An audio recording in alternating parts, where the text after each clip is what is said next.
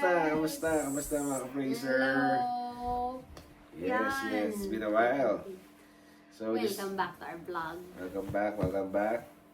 Gusto lang namin kayong i-update. Alam niyo naman, pag nandito kayo sa Canada, dati pangarap lang namin makapunta ng Canada. Ngayon, pangarap na namin makabalik sa Philippines! So, kaya sana subaybay niyo ang aming vlogs. Gusto naman namin pakita sa mga friends namin, sa mga subscriber, yung mga nandito na sa Canada na namimiss ang Philippines. Philippines naman tayo mag-vlog. Yan. Oh, nandito kami sa bahay namin ngayon. Hindi na namin na vlog to pero bibigyan namin kayo ng malit na house tour. Yeah. Malit lang naman kasi talagang Malit bahay lang yung bahay namin, namin. mga Frasers. Hindi naman siya malaki.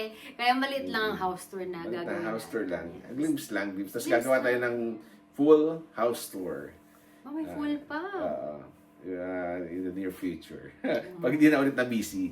Medyo na busy lang talaga. Yeah, absensya na. Hindi kami nakapag-update. So, yeah, mga Frasers, share lang din namin po sa inyo.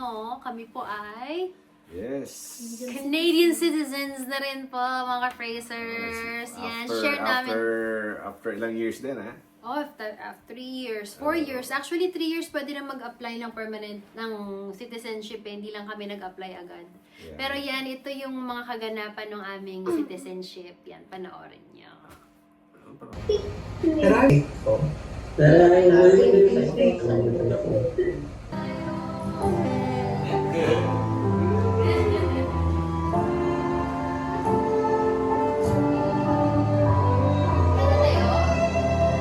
Yay, mga Frasers! This is it!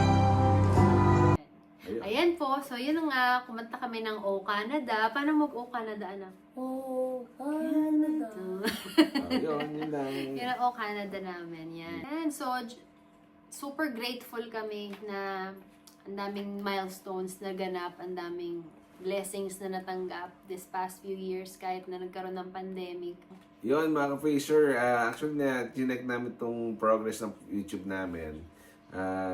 As you can see, we want to grow this channel.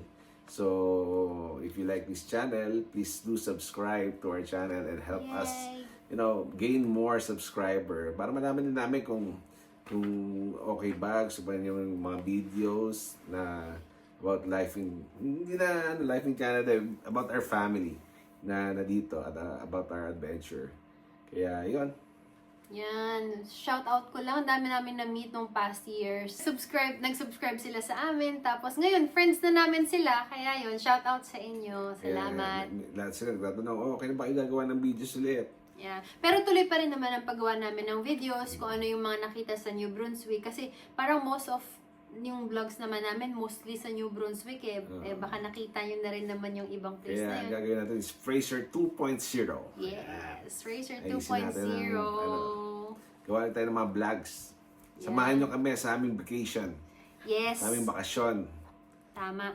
Yan. So, after 6 years, Yan, tagal. babalik na naman Tagal. kami ulit sa Philippines. Samahan nyo kami, mga Frasers. Experience natin to sabay-sabay. Siguro marami nang nabago. Marami na ulit nabago sa Philippines. Oo, parang ang tagal na. Tagal na talaga. 2019 pa kami nung huling pumunta rito. Ay, nung huling sa Philippines. Tapos after, 6 years. Kasi nagkaroon din ng pandemic. Kaya Oo. hindi rin kami nag-chance nakauwi. Although, it's a good way. It's a good, rin. Kasi at least bumilis din yung aming citizenship. Nakuha namin agad. Oo, hindi ka nakalabas ng Hindi bansa. namin naramdaman Citizen na kami bigla. Oo, tama. Ayan. Do good, be good. Jesus loves you. Bye.